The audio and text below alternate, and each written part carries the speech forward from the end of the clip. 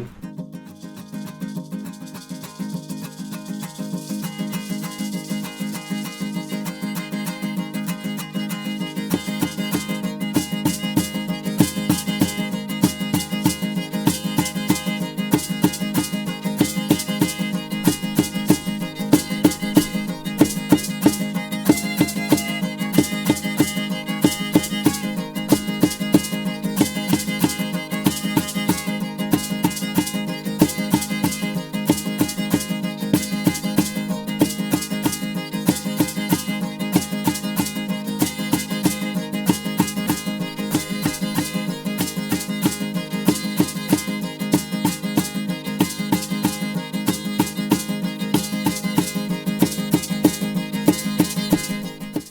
Então, o cacique é da parte líder político, que foi o colonizador que colocou o nome de cacique. Né? Isso ficou até hoje. O pessoal acha que isso ser um cacique é uma pessoa mais importante dentro da comunidade. Hoje todo mundo gostaria de ser, né? Mas ser é uma coisa, um trabalho da parte política que acompanha o interesse da população indígena, que traz e defende, né? Um trabalho político. Agora o tiramonha que fica na aldeia, que vai tratar da doença, vai cuidar dar conselhos para o jovem. Então ele que é o mais importante dentro da comunidade. É ele que convive com a cultura, ele que convive com a comunidade dia e noite. Né? Então ele é mais importante dentro da comunidade, com orientação da comunidade.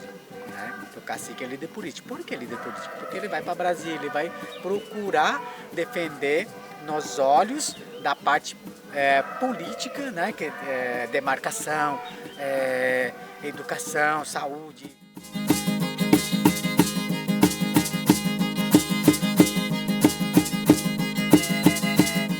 Viver Guarani, educação de ser indígena. Certo. Né? Eu acho que falar assim, trabalhar os sistemas de Juruá-Recó, né, que é o jeito de ser não índio, e o jeito de ser índios, que é Nhanderecó. Né? Eu acho que Nhanderecó é a coisa mais importante, porque aí você acaba se conhecendo o que você pode fazer por Nhanderecó e o que você não pode fazer. Então eu acho que esse sentido é uma coisa muito que a criança vai se descobrindo ao longo dos crescimentos. Por isso, dentro da nossa comunidade, por idosos, anciãos, eles são respeitados por causa do conhecimento da vida. Como a gente fala assim, a gente sempre repassa oralmente.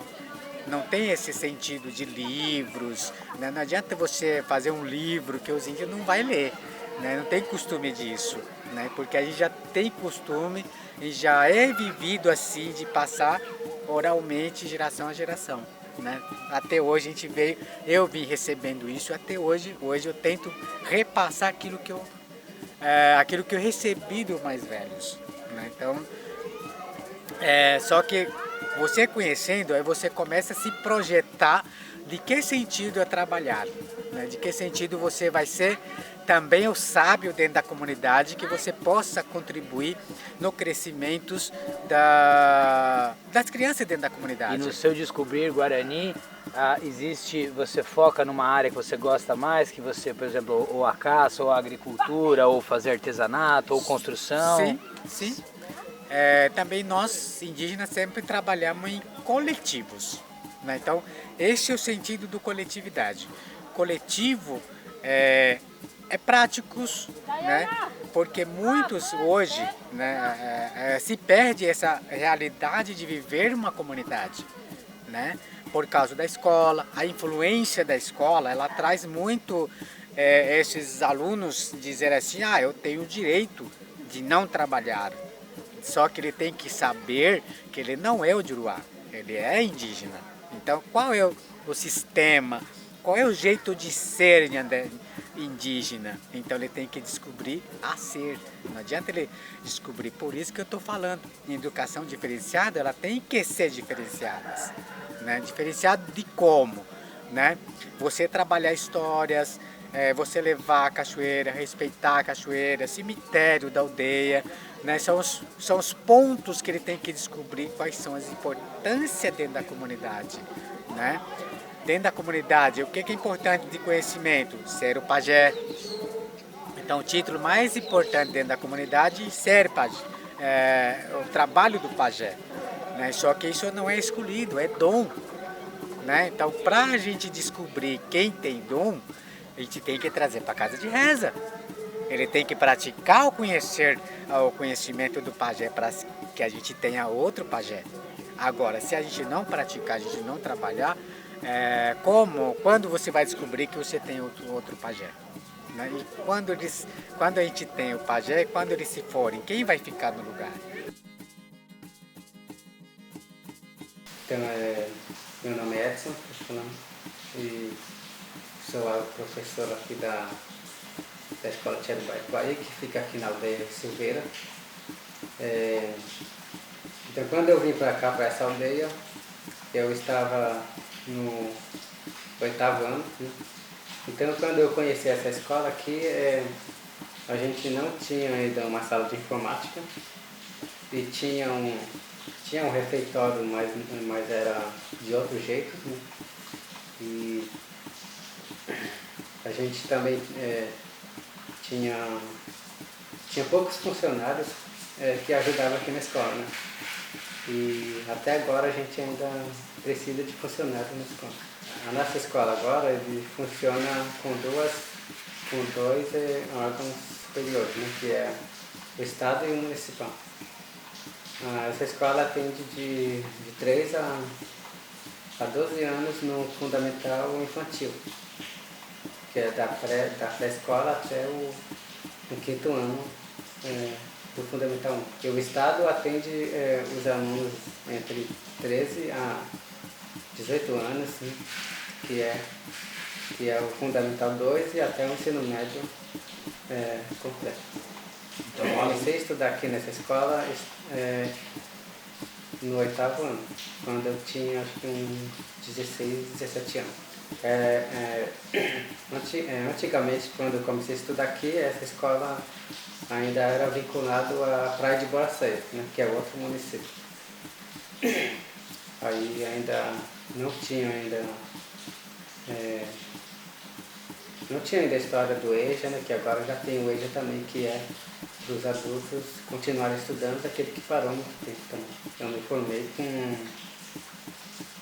me formei foi em 2010.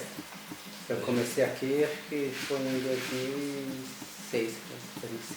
Bom, então aqui na Escola Tchelo Baiacuaí a gente conta com o apoio da diretoria de Santos, né, que é a diretoria que que ajuda a gente no processo de educação.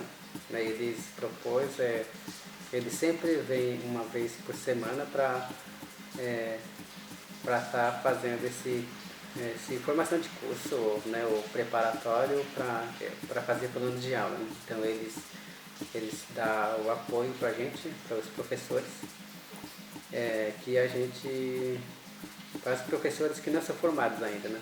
Então, eu sou professor de Ciências e Biologia aqui nessa escola, para o Fundamental 2 e para o ensino médio.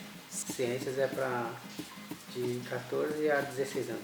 A biologia é para os alunos que têm entre 15 e 18 anos. Para eu entrar na escola, para pegar aula, eu fiz uma prova supletiva, porque os indígenas eles não precisam ter uma formação rápida para entrar na escola, né? Então, como a nossa escola é diferenciada, a gente faz uma prova e a gente já, se passar nessa prova, a gente pode pegar a sala de aula. E a partir do momento que eu entrei para a escola, né, como eu estou sem formação ainda, né, eu diretamente por mim eu já estou pensando no futuro já, né, para garantir a minha formação. Que agora eu já estou cursando uma faculdade à distância, que é pela Cruzeiro do Sul da Unifran, né. Aí eu estou fazendo agora essa faculdade de Ciências Biológicas, porque eu quero ter a formação do meu direito mesmo. Eu estou no 4º ano agora acho que é o último ano agora que eu vou ter que fazer para mim ter a formação. Mas, eu escolhi a ciências biológicas porque é uma área que quando eu estudei desde jovem eu gostei muito da área de ciências, porque fala da natureza, fala dos animais e fala também dos climas que eu sempre gostei quando eu era jovem. Por isso que eu estou fazendo esse curso de ciências biológicas. Eu estudo as minhas faculdades à distância, eu sempre nas horas livres, quando eu não dou aula, eu sempre estou indo para a sala da informática para me estudar, para me ver um vídeo que eles passaram, né, no computador. Ou às vezes, sempre tem também um dia de cada mês para mim estar indo fazer a prova lá diretamente no polo, né, que eu estou estudando. Então, nas minhas aulas de ciências, os alunos do Fundamental 2, né, eu sempre estou retratando, falando da importância que a gente precisa da natureza, né? Então aí eu sempre foco nessa área da natureza que a diretoria também manda a gente fazer o currículo que eles mandam, né? Mas pro modo indígena a gente não consegue trabalhar diretamente o currículo, porque nem tudo está exatamente conforme como a gente quer, né? Que a gente nós não precisamos seguir só o currículo do Estado, né? Aí a gente também tem direito de fazer o nosso próprio currículo indígena específico, né? Então aí eu sempre estou trabalhando mais ligados à natureza mesmo, e mais porque a gente faz parte dessa vida que a gente está aqui há muito tempo, anos, né? Já está há muito tempo aqui, né? A gente está mais vivendo, né, nessa área da natureza. Então, quando eu dou aula de ciências, quando eu falo de conteúdo, quando eu dou uma matéria de conteúdo, assim, que é dos brancos, né, dos não índios, eu tento falar das duas maneiras, né, que é um pouco, né, do conhecimento dos brancos e um pouco conhecimento também natural, que é da natureza guarani que a gente entende, né, pelo modo de vida da gente, né? Então aí eu tento trabalhar as duas coisas, não fugindo da matéria de currículo dos brancos, mas tanto também para aprender também mais o conhecimento tradicional que é da gente mesmo. Então eu costumo passar textos, e eu costumo passar também atividades e para uma nota, para a verificação da nota, eu passo atividades para nota e também uma avaliação final, sempre quando chega o fim do bimestre, eu sempre estou passando a avaliação para nota. Eu sempre faço esse trabalho fora da sala de aula, porque a gente não tem total autonomia para sair direto da sala de aula, né? Então, mas uma vez por semana a gente sempre está fazendo esse trabalho de ir, por exemplo, na casa de reza para conversar com os mais velhos, né? Para saber um pouco da história, por exemplo, do milho ou da batata doce. A gente sempre tem um dia livre que a gente pode executar as atividades fora. Eu acho que, se for meu ver, os alunos eles se sentem mais assim, mais liberdade mesmo fora da sala de aula, né? Porque aí parece que para eles na sala de aula parece que eles estão ali porque estão obrigados, ou talvez, né? Aí parece que eles se sentem ali sufocados porque ele está todo dia na sala de aula olhando para nós e está escrevendo, mas acho que a liberdade para eles de estar sempre saindo, né, indo para casa de reza, eu acho que eles ficam mais felizes e mais à vontade, eu acho, para mim. Então, aqui na nossa escola também tem professores que não são índios, né? Então eles estão aqui porque a gente ainda não tem um professor adequado para lecionar tal matéria, tal disciplina. Então, antigamente, quando eu cheguei aqui na escola, a maioria dos professores eram não índios, né? Então aí depois, ao longo do tempo que foi se formando, né, os alunos que estavam no ensino médio foram se formando, aí que tiveram esse trabalho de poder lecionar também. Mas aí acho que os primeiros professores indígenas que pegaram as aulas foram a partir de 2010. A partir de 2010 teve a formação dos professores, formação dos alunos que tiveram a coragem o desafio de pegar as aulas.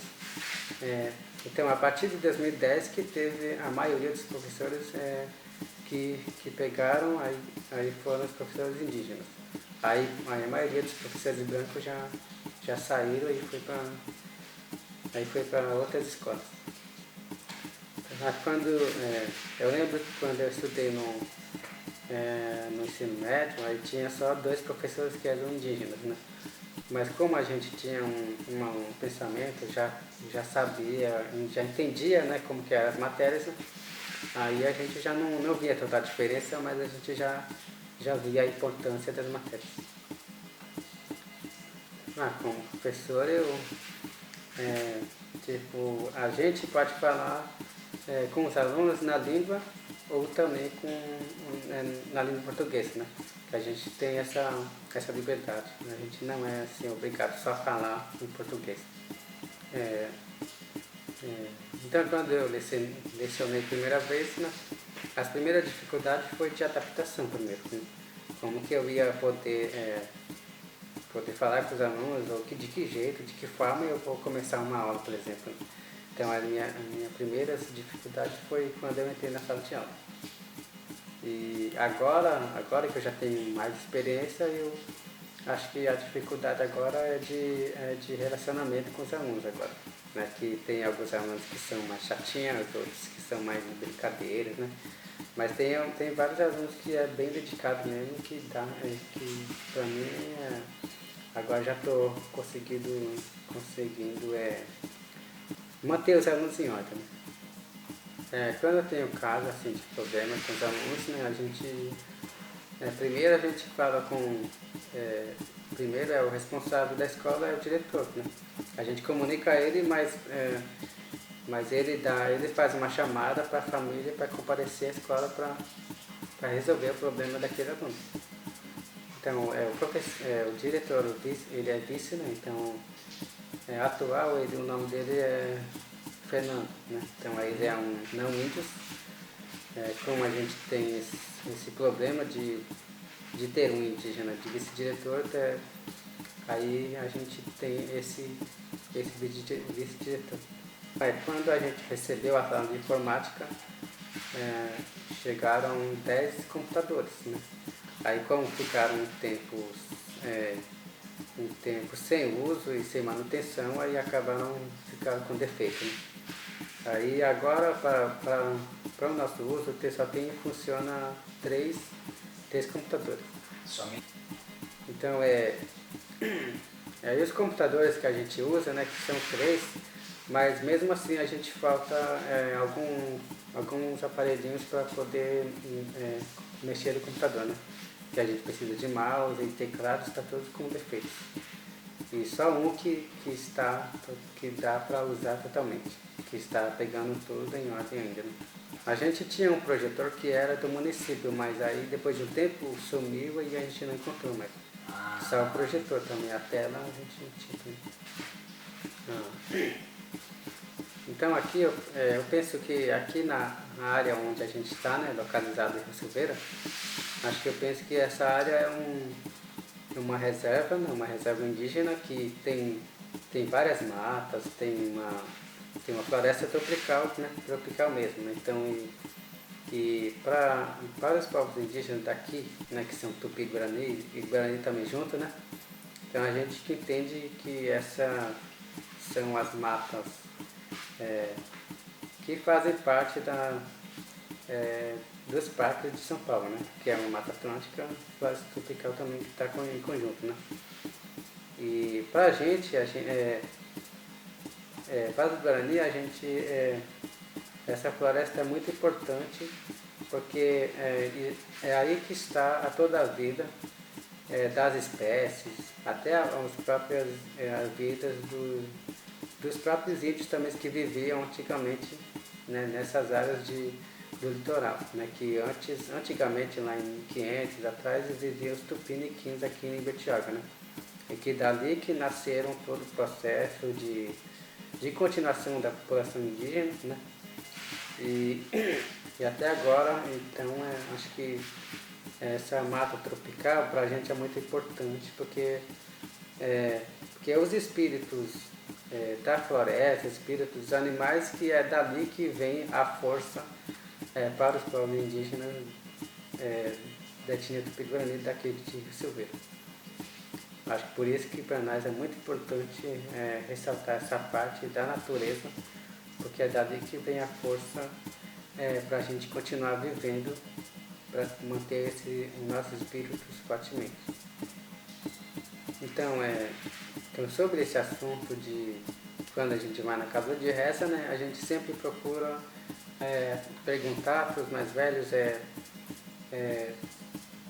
de que tipo de planta existia na vivência dele, né, na vivência dos mais velhos. Né? A gente perguntava que tipo de planta que existia na vida quando ele, né, viveu. Aí a gente fala também do dia agora. Qual que é a diferença, o que mudou, o que cresceu, o que já não existe mais. Né? A gente sempre tem essa pergunta para os mais velhos. Para ele falar o que existia naquela época, né? Na época deles. Né? Aí para ele explicar também a diferença e a importância também daquela planta, ou se serve para remédio, ou se é só para comer ou não, a gente sempre faz esse renato, eu pergunto para ele. Não, aí tem uma diferença, né?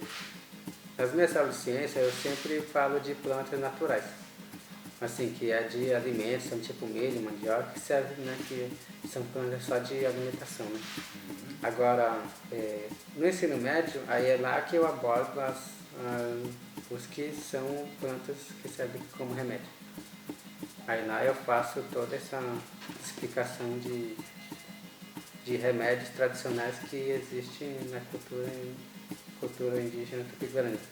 Eu penso que são os principais animais que a gente conhece daqui, né? Isso. A gente conhece. Então, a gente conhece aqui que tem a onça, tem relatos que já viram onça aqui na reserva do Silveira, que também tem anta, tem tatu, tem quati, e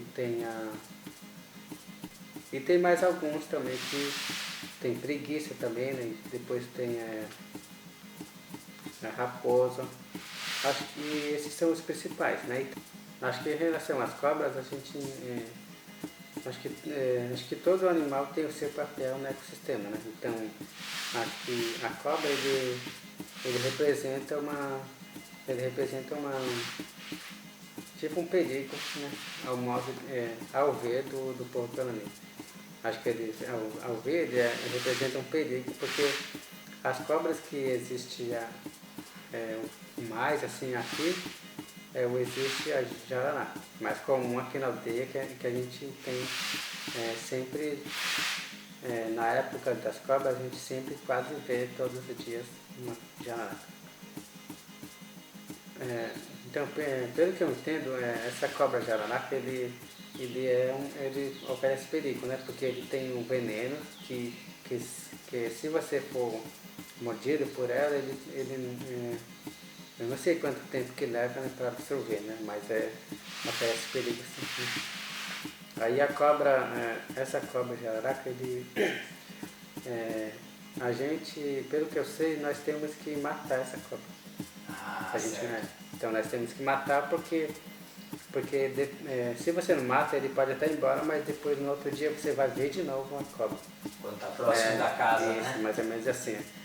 Aí porque a gente não pode deixar ele escapar.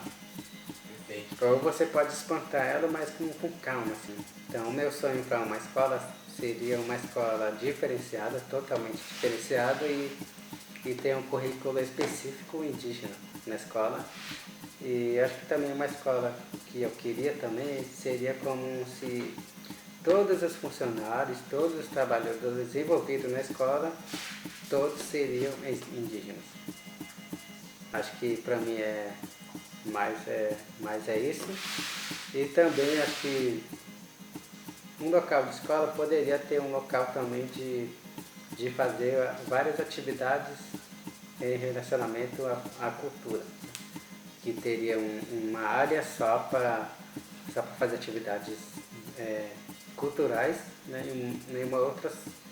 E também tem um local de conversas entre os professores e entre os alunos, aquele que tem dificuldade para entender como que é uma escola, né? Acho que deveria ter uma área tipo coberto de palha, né? Que ali seria um local para fazer atividades fora da sala de aula. Acho que não tem muita importância usar 10 computadores, né? Mas sim 3 podia ter sim para fazer algumas pesquisas assim que a gente não conhece alguma coisa, por exemplo. Acho que eu penso que tipo, nesse sonho da minha escola, por exemplo, eu queria que não existisse mais computador assim, na escola, né? Por exemplo, no meu sonho. Ou talvez não existe mais, por exemplo, esse Wi-Fi, por exemplo, né? Acho que esse Wi-Fi, essa internet, acho que está mudando o pensamento do jovem hoje, né? Acho que eu tenho essa preocupação também do jovem estar usando muito essa tecnologia, né? Que é o Wi-Fi, que é o celular. Mas como faz parte como faz parte da continuidade da população e da tecnologia, né? E a gente tem que acaba usando esse recurso também. Eu acho que para mim não tem muita diferença também. Mesmo se a gente aprender uma cultura, né, que é dos não índios, né? Então ele oferece outra cultura diferente da cultura do Guarani, né, que é da cultura indígena do Guarani. Então, mas é só a gente lidar com as coisas e não esquecer, né? Então, por exemplo, eu estou fazendo agora, eu estou cursando a faculdade à distância, né? Eu estou conhecendo outros conhecimentos, outras práticas de atividades, né? E também eu tenho como eu sou tupi-guarani, né? Eu tenho essas atividades, eu falo Guarani, eu falo um pouco tupi, né? Então eu consigo fazer essas duas coisas. Eu costumo falar para os alunos para eles não desistirem, né? Para ele não desistir do sonho que ele tem, ou de querer estudar faculdade, ou de querer só ficar na aldeia, né?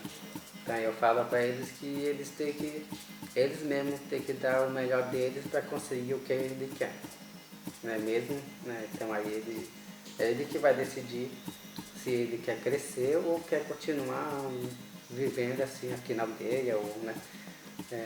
Vivendo com a família dele, né?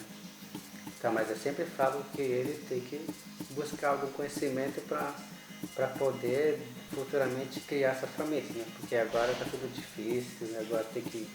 Agora quase tudo é dinheiro, né? Então eu falo para eles que eles têm que ser fortes e têm que seguir com coragem, com fé, que eles vão conseguir ter alguma coisa no futuro, né?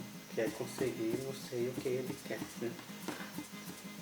Eu conversei com alguns alunos e alguns alunos falaram que quer ser médico, e alguns falam que quer ser professor, mas é isso aí. Assim, o que eu mais quero é ter a formação mesmo, que é se formar para poder lecionar mais tranquilamente, né? Que é a formação da Faculdade de Ciências Biológicas. E você Acho gosta que de não, estudar? sim. Eu não tenho muitos sonhos, mas o principalmente é isso, né? Ter a formação da faculdade e poder criar minha família tranquilamente, com saúde. Acho que é isso que importa.